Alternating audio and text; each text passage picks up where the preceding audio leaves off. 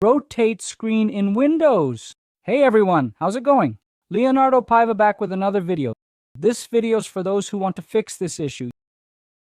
You've rotated your screen and can't get it back to normal. I'll quickly explain how to solve this problem. Like these kinds of videos, we have more related content on the channel. Subscribe, like I'm always making helpful videos.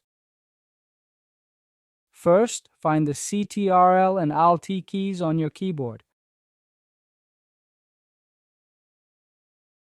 Press Ctrl and Alt simultaneously at the same time. I've done that. Now click the up arrow key.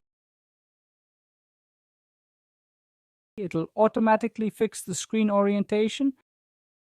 You likely hit Ctrl Alt and an arrow key by accident. Just press Ctrl Alt and the up arrow together. That's it. Did it work? Let me know in the comments below. Subscribe for more tutorial videos. That's all for now. Take care and God bless.